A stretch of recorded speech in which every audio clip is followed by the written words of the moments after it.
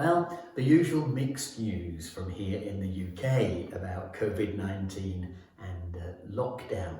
I'm choosing to use a passage in the Old Testament this week from the book of Kings. I'll read it in the Message translation in just a minute.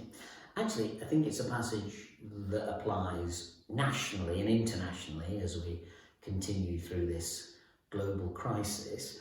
But also I've been reflecting on how much I need it. It's about a change of focus. I spend a lot of my time, every day in fact, answering questions about the virus and lockdown and a kind of Christian response to that. And so the danger for me is that I become obsessively focused on this topic. The latest statistics, deaths and infection rates and what's happening around the world and handling it and so on. And I recognise in myself a danger to lose focus on what really matters. Not just focus on God and the bigger picture, which we'll think about in a minute, but also focus on things to do with family and to do with mission and reaching out to others and caring for them. And you easily get sucked into a kind of negative spiral if you're not careful. And I've probably been as guilty of that as anybody. So this is a useful chance for me to reorientate my focus around the God who rules the universe and who actually sees things through a lens very differently from my own. So there's been good news this week here in the UK.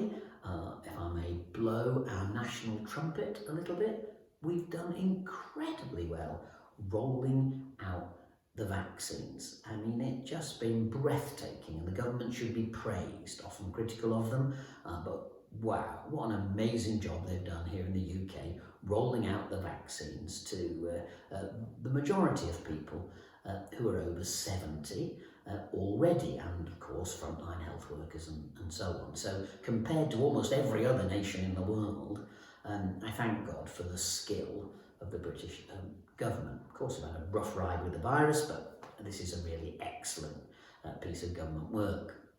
Of course, there are always irritating pieces of news to focus on as well. I mean, one of my irritations this week has been that local councils, you'll have them whatever country you're watching this in, there are national government initiatives, federal initiatives, statewide initiatives and local councils. Quite a large number of local councils in the UK have been sending out expensive to produce glossy pictures of people on ventilators saying, don't you dare go out, very important, stay at home, just this last week, as if for the last year we didn't know that. What the point of this petty, pointless propaganda is from local governments, I've got no idea. The chance for people to say what they want in a local government would be simple. They'd like the potholes filled in the roads, they'd like a decent rubbish collection, they'd like lights in the streets and safety to walk out. It's not rocket science. That's what people want their money spent on. Councils need to refocus on some of the basic provisions that are needed to be made. So there's those irritations that continue to come. Well, this passage in Kings talks about a different focus, and I'd briefly like to look at the way government should be careful about its focus, the media should be careful about its focus, and the church, and I'm part of that of course, and I should be careful about my focus. So here's the passage. It's in the second book of Kings and in chapter 6. It's a story about Elisha and one of his apprentices. Elisha's really driving everybody nuts, as prophets often did, and local kings want to get rid of them. In those days, you didn't just criticise someone you didn't like, you tried to have them killed. It was a pretty rough and ready world. And so Elisha is spending his time in a town called Dothan, and suddenly finds himself with his apprentice surrounded, it says in 2 Kings chapter 6, and verse 14, that this king dispatched horses and chariots, an impressive fighting force. They came by night and surrounded the city. Early in the morning, a servant of the holy man, that's Elisha's apprentice, got up and went out. Surprise! Horses and chariots surrounding the city. The young man exclaimed, "Oh, master, what shall we do?" Elisha said, "Don't worry about it. There are more on our side than on their side." Clearly the young man finds this nonsense and doesn't understand it at all. And so Elisha goes on to say this. Then Elisha prayed, "O God, open his eyes and let him see." The eyes of the young man were opened, and he saw. Oh wonder! The whole mountainside full of horses and chariots of fire surrounding Elisha. And the story goes on to show how Elisha's protected by this divine host that suddenly, through the eyes of faith and divine revelation, the young man sees.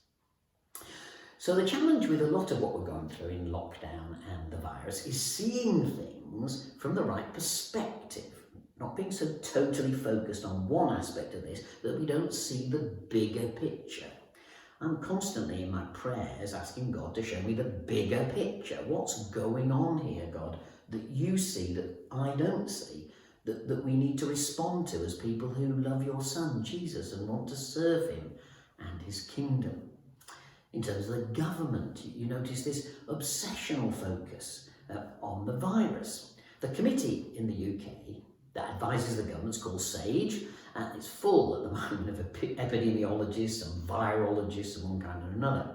And so all they can see is the virus. But if that committee was full of psychiatrists guiding the government, then they'd view the whole thing through the lens of mental illness and mental health. And so the massive tsunami of mental health problems that's already unfolding across the Western world because of lockdowns would be the focus, and that would be being addressed. So because we've got epidemiologists guiding the way, that tends to be the focus. And what many of us are pleading for is a focus on the totality of human health and human flourishing, and a return to politicians making decisions in the round, so that the news this week that alcohol-related deaths are on the increase, suicides are on the increase, mental health, obviously, problems on the increase, that all of that's understood in the round, and that we deal with this in the bigger picture, not just focus on the virus. Our Chancellor, Rishi Sunak, made an important observation this week, that he thinks the scientists keep moving the goalposts, so that lockdown has moved from a process by which we protect the National Health Service and keep deaths and hospitalisations down to a kind of zero COVID policy, which is we're not going to open up until we've destroyed this virus and there are no more cases. Now, we all know that at least in the short and medium term that's impossible, and if that's the goal, we'll be in lockdown forever, at least for years and years.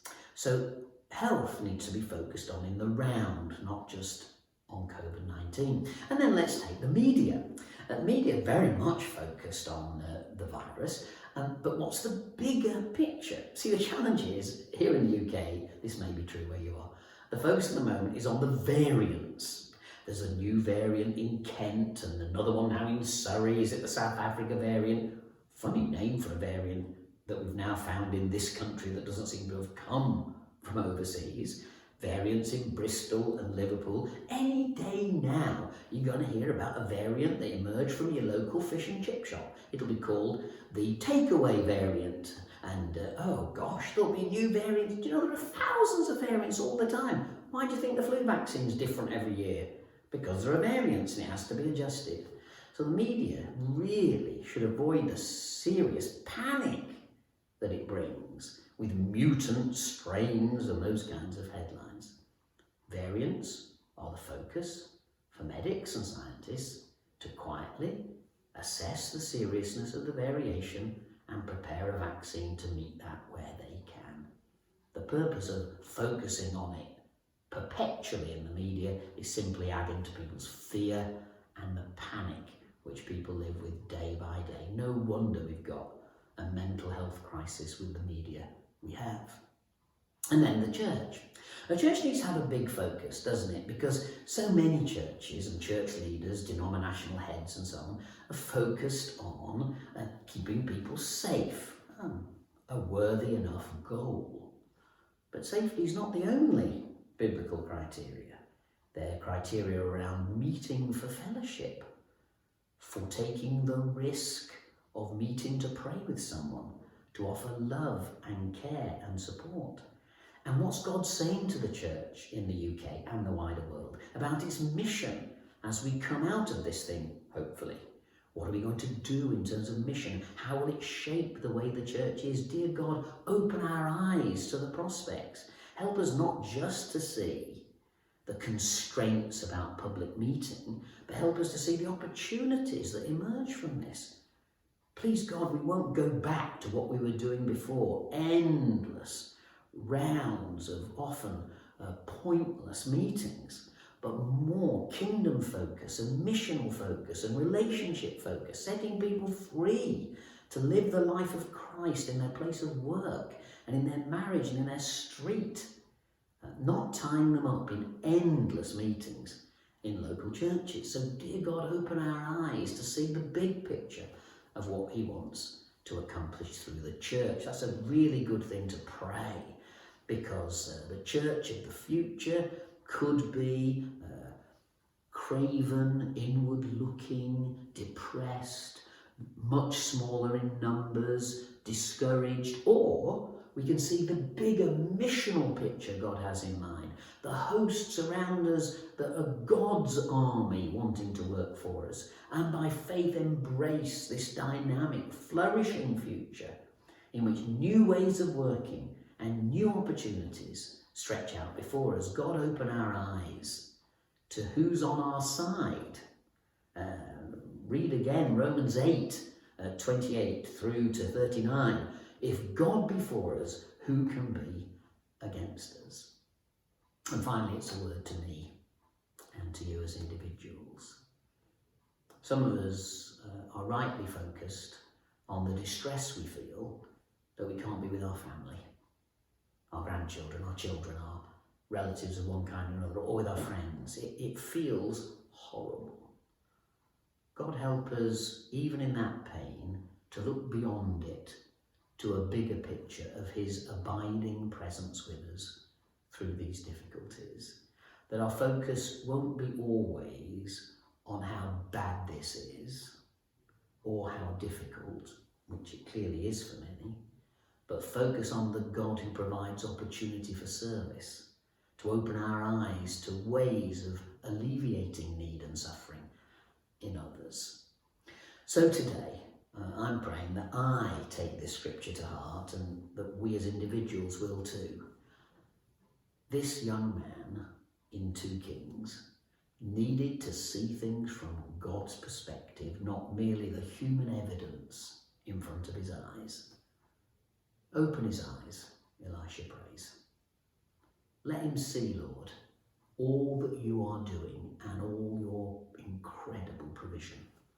And for you today, as you watch this, feeling perhaps beleaguered and focused on how difficult this all is, may God open your eyes and mine to his glorious provision and his future, and the hope he longs to bring to all those who love him and serve him.